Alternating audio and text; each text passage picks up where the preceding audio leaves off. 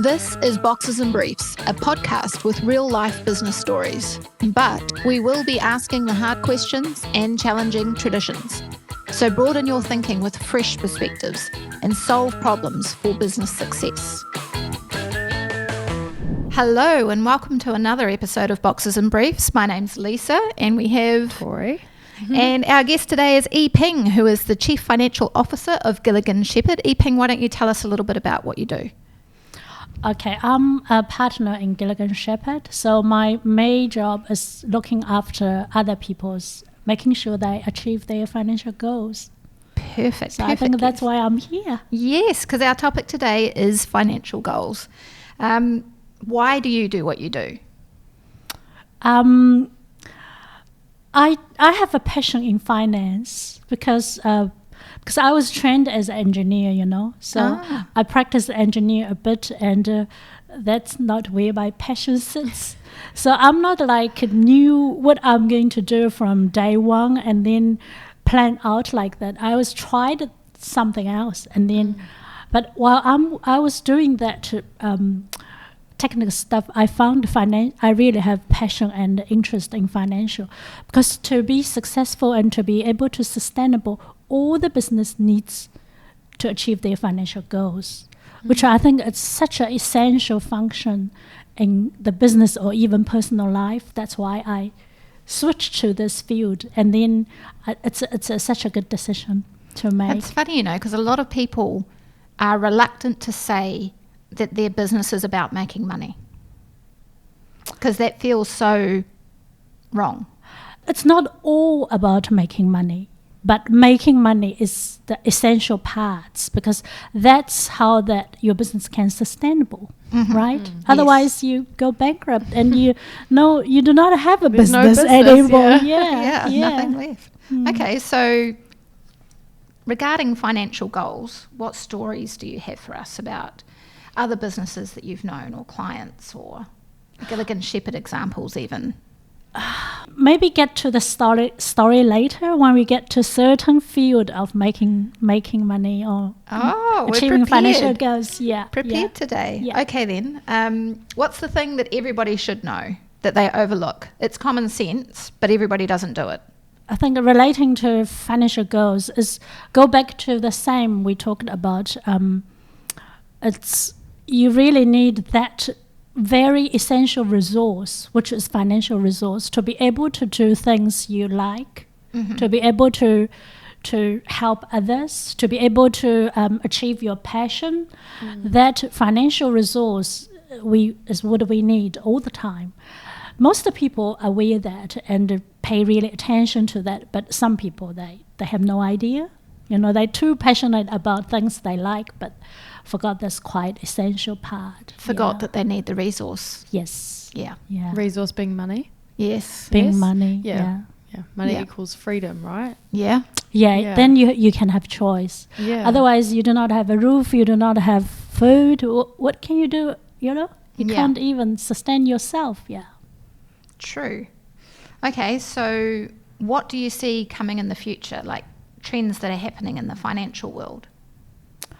I have a vision in the future because the technology advances so fast. Yes. In the past, whether you have financial resource or how much you have, maybe does not really matter too much, because most of the advanced country, they have the social system that look after their people quite well. They make sure they have necessity. Yeah. But the technology goes ahead, and you will see that whether you have financial resource means a difference of whether you can live much longer or whether you can live forever.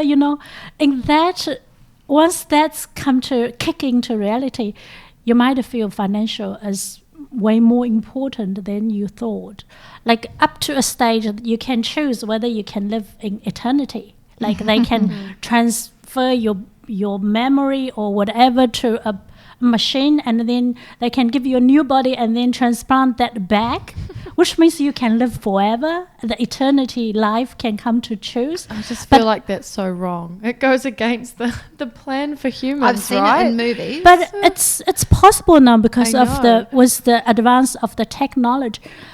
which means people has huge amount of financial resource. They can live forever, but people does not have. They have no choice. But you'll only live forever if you have the money for the technology.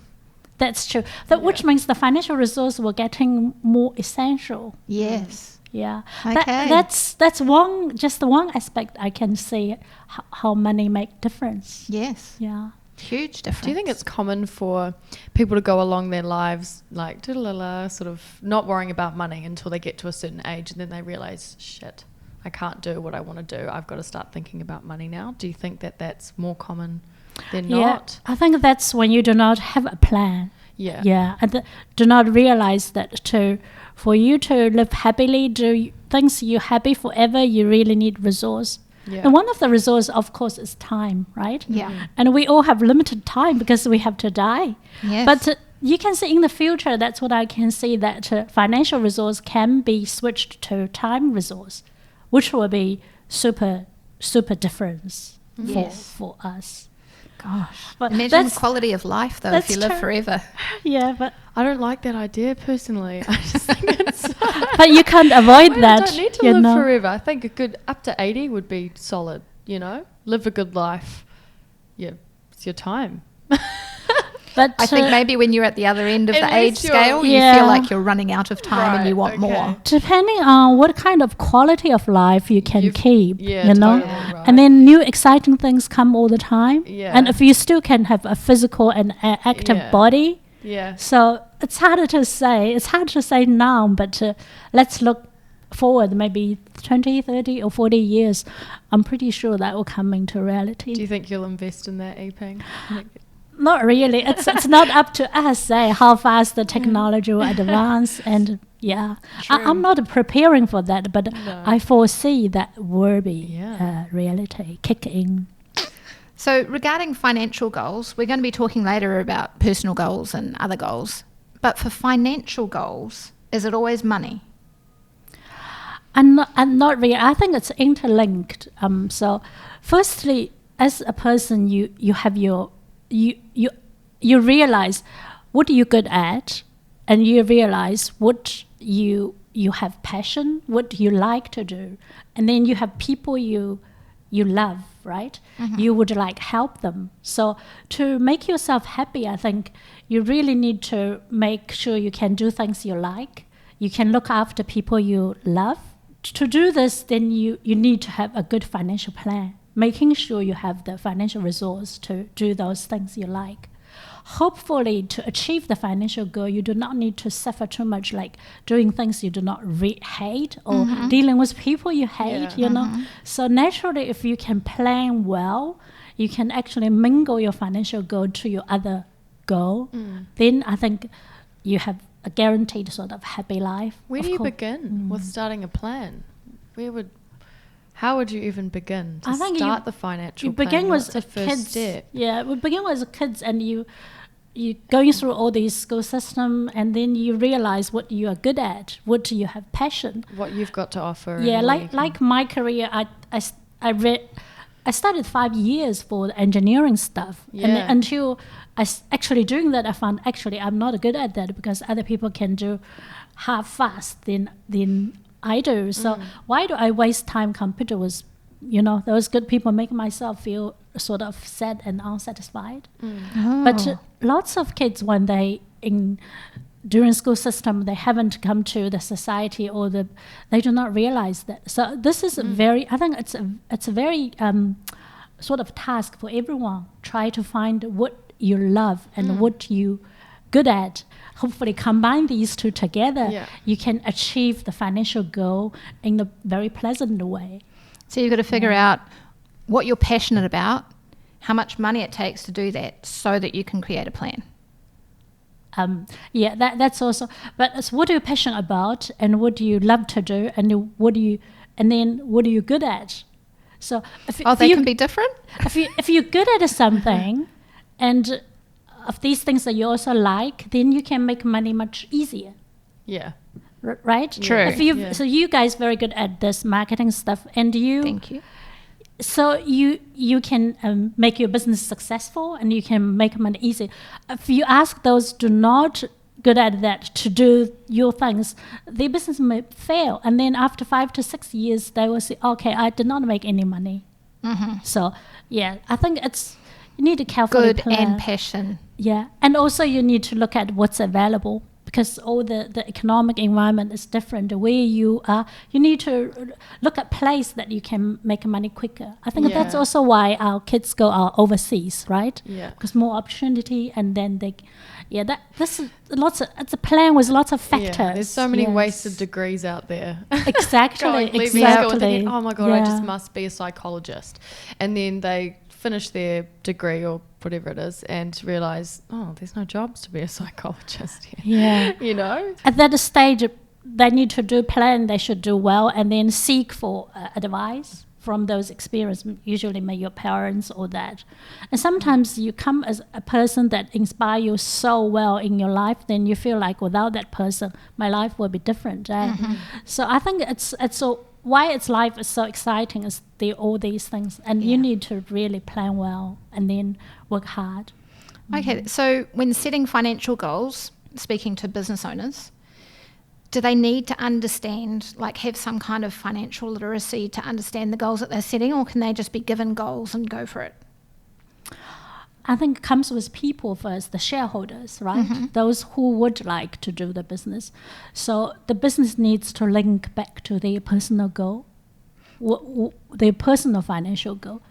So if you ask me how to set a goal for a business, you need to look at who are the shareholders and then talk to them. What is your financial goal you foresee to get from this business to help your personal financial goal? Some of them may say, this is my like spare money. I do not care because I do not have other source. So then as a business operator, you can set goals more risky because you knew that your shareholders, but some shareholders may rely on these financial resource to make their life feasible. So it makes your risk tolerance a bit smaller. Yeah, so before setting the financial goal, you need to fully understand the shareholders' financial goal. Yeah, personal. What they would like you to achieve to make them happy. And I guess if they don't have shareholders, then it would just be the owner.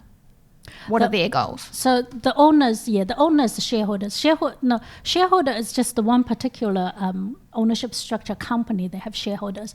But I should say in more broader way is owners. You need to understand owners' goal first. Yeah. And then maybe let's set the company as example. Say you do business in the company manner. So the board, which is the executive body of the business, so they will say, oh, this is our financial goal. And of course a business also have other goals, like what they want to pay back to community, and they would like to sustainable, to be able to grow and all that. So they can then set a strategy for the business, say, oh, this is how we can make sure the shareholder can achieve their financial goal. And this is the financial goal we need to set for the business. Okay. Yeah. Can you give us an example of a financial goal? For a business, the financial goal always goes to the income and also the expenditure. Right. So same as personal goal as well. Okay. So you need to understand where your income come from and then how much financial resource you need to put to make this income. And the very a good one is you can make a surplus, which you can distribute to your shareholders, right? Right. Or you can later on invest to grow.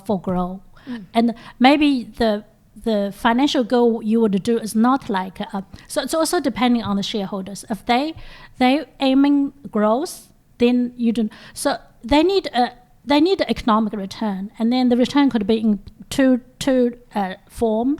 One is cash return back frequently. One is they would like business to grow, and at the end of the day can exit with a big chunk of cash. Yeah. So all these, it's part of the business strategy. Yeah. And then once you have very clear strategy, knew what the financial goal is, then you just work your way towards that. But I will say there's probably a lot of business owners out there who don't necessarily understand all of the labels in the finance world. Profit, gross profit, revenue, this before tax, that after tax, what is your profit margins, like the different labels for different numbers in the financial world. is it okay for them to just say, look, I just want to grow, and then they get somebody who's involved in the financial world with financial literacy to help them set goals? Yeah, I think the business owner, they need to understand what they require, right? And also they need to be able to provide clear. They do not need to provide guidance as such, because they are investors. I give you this much money. That's the resource I gave you, and I would like that much return. And also they would say, what I care about aside from the financial goals.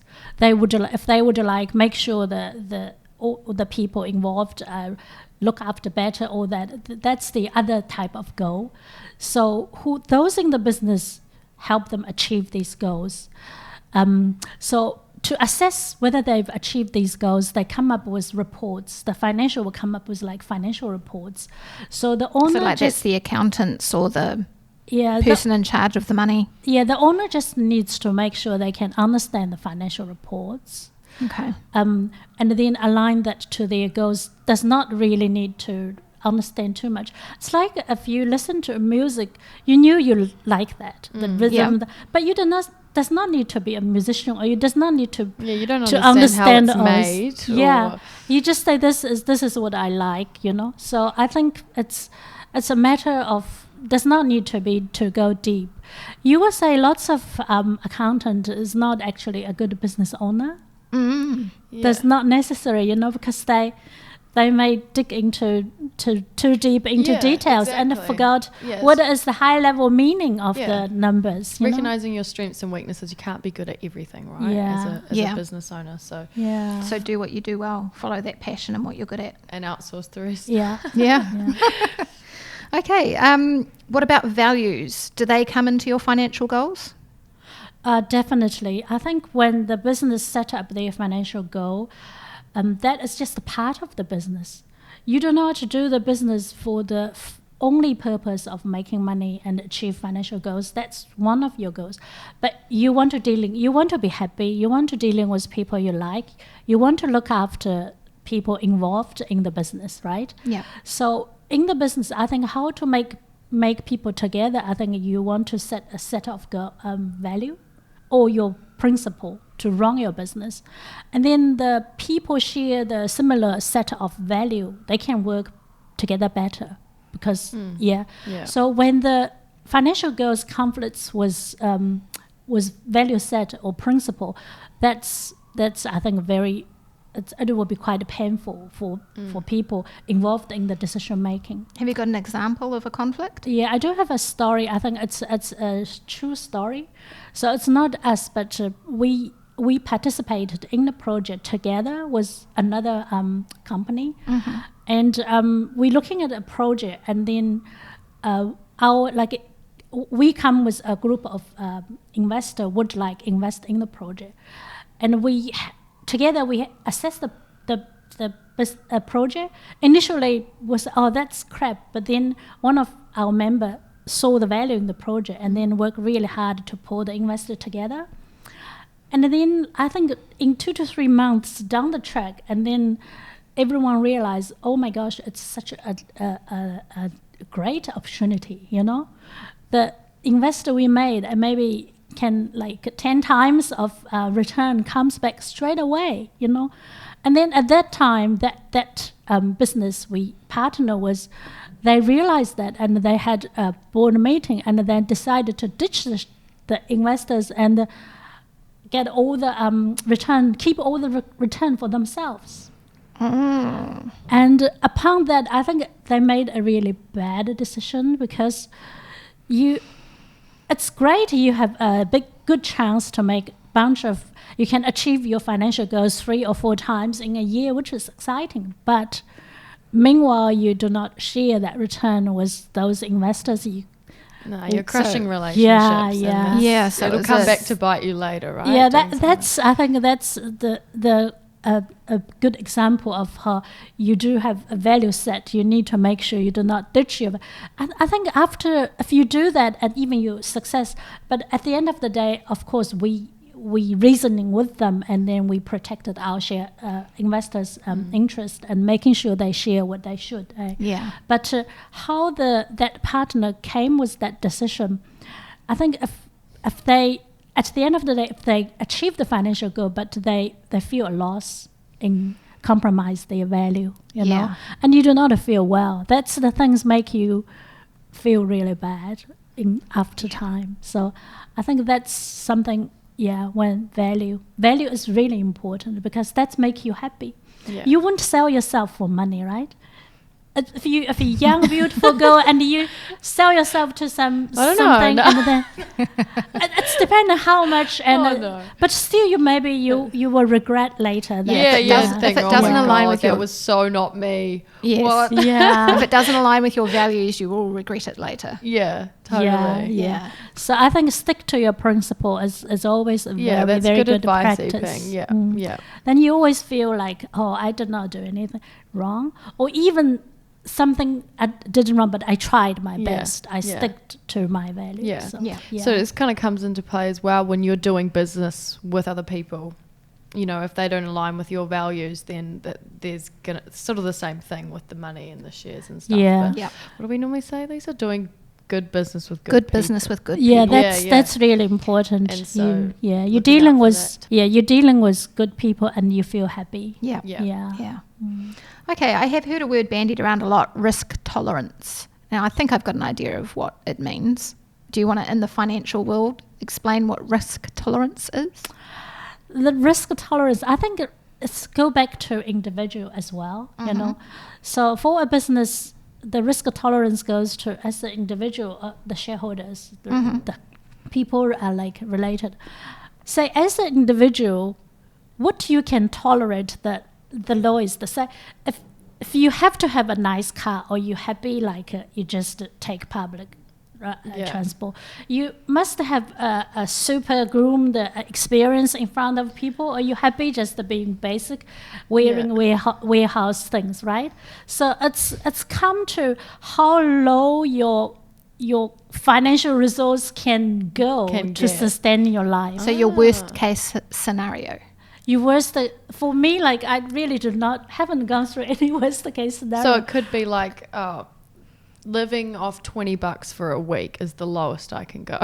It's like that kind of thing. Yeah, and to be honest, if you are that kind of person, you still can keep your confidence with that kind of living standard.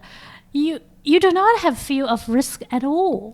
If you could go that right? low. Yeah, true. I think in New Zealand, the lowest is the government support. If you go to on that, and you can live on those, what risk do you afraid, you know? Okay. Yeah. But it's come to when you really need to live a life that needs lots of financial resource, and then also you feel so much about how other people judge about you. Yeah, I think that's when you feel you have the risk. Right, and the more money you have, the more things you have to pay for, and then it just keeps on kind of going. Yeah, right? You've got to sustain this life now that you have enough money for, but that it just seems In business, then it would be like if you were contemplating getting another employee, and the risk is whether they're going to work out or not. How long can you afford to pay them before you know that it's not going to work out? That's a financial.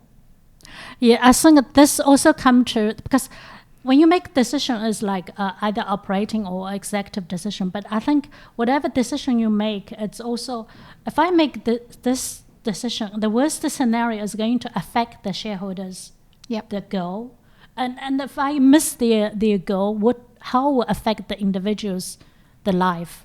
And if the individual is like, oh, no worries, I actually do not have expect at all, I can live on whatever resource comes to me, then your tolerance of risk will be really high, right? Because you knew that even if we lose everything, does not really matter.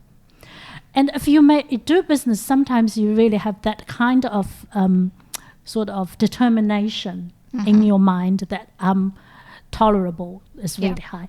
But if you have but also you need to look at your staff. If you're doing make a reckless decision and then you lost everything, you have to close down. Then all your staff, they will lose what they would need. Yeah. So I think it's a risk tolerance of risk is all depending on personal risk tolerance level. Yeah. Yeah. So things like getting a new employee or moving into a commercial office space or any of those decisions in business that align with the shareholder goals, the shareholder or business owners would also have to be prepared for a certain amount of risk. Yeah. So it's just figuring out. Yeah. So you do the measurement, get to the numbers ready, and then just let everyone have a look and make decision. Yeah. If it doesn't work out, this is what's going to happen. If it does work out, this is what could happen. Is that crucial to include in your financial plan? Working out that risk tolerance? Yeah, I think in the financial plan, you work out how much you can make, and then you work out how much you spend, right? Yeah. And I think the very basic principle will be always make more, spend less. Then, right? Yep. That's pretty basic. Yep. Yeah, but sometimes maybe the economic is in a way that you can't make any more, and in a way that you have to spend more. So you need to realize the worst case scenario and then come up with a plan. See whether you can seek other fundings or all these. Yeah, but I think it needs to be a decision that have proper information in hand, and then together make a good decision. Okay, so are the goals very different between a small startup type business, medium business, or a business that's got a whole board with shareholders? Like, is there much difference financial? Basic principle is always the same, but of course, like startup, they are aiming at growth. All the shareholder would like to is make sure break even, like the cash flow is okay, and then keep expanding. And then it's all about whether they can get to next funds from where, Right. And for the small business, maybe you need to looking after shareholders better because that could be their main resource. So I think it's not even two same size business will be the same. It needs to be a case by case, but the principle is the same. Looking after your people. Principle's the same, but because every person's goal is going to be different. Yeah. You're going for a different outcome. Yeah, and the bigger you get, I think the one thing very important is communication. So if you have financial goal and you need to really make sure before you set, you communicate with your shareholders well. So once you set, you communicate, and then if anything went wrong, you communicate as well. So the bigger the business, then the communication is way more important because more people involved. Yeah. Fair. Okay. Have you got an example of when a financial goal has gone wrong? Take our own company as example. Like in 1 year we set a super big budget, but then half year down the check we realized, oh my gosh, we missed the budget every month, and there's no way we can catch up, right? So at that time, I think we need to just sit down and then make a plan and then see how we can achieve. We need to redesign and then cut things back, and then come up with a plan, and then communicate this to people as well, especially shareholders, so they knew that this money I plan to spend won't come, and they can make their plan. So I think it's as long as you plan well and then you monitor well, there's no big bad surprise, and it will be all good. Yeah. Excellent. Okay. So last of all, what is your best piece of advice around financial goals? Understand what you want. So it's no good to start off not knowing. You've got to figure it out first. So you can't just think of how much you want or how much you need. Think about what. Yeah, and you need to think what's about tangible that. What would you like to do, and then how you can make that sustainable. What needs to be do, like what is necessity, what is luxury. So you need to make sure that I meet the necessity, and then I add on luxury in good years. You know? So I think if you set that goal, same as personal and the same as a business, if you set that goal, understand what you would like to achieve, and then have a plan, and then just to get on it would be all good. Then at the end of the day, you'll say, hey, I did these things I would like to do, and with the sustainable type of financial resource I put in. So that's a success. I would call that a successful year. Yeah, in terms true. of financial goal. Yeah. All right. Well, thank you so much for joining us, Yiping. Thank you. Nice talking to you guys. We'll put your contact details in the show notes so that if anybody has any questions, they can contact you on LinkedIn. Sure. I have LinkedIn, and also I have a profile in our company website. Perfect. Yes. Yeah. Awesome. All right. Well, thank you so much. Thank you, guys. Cheers. Enjoy this. Boxes and Briefs is proudly brought to you by Gilligan Sheppard, the problem solvers in business.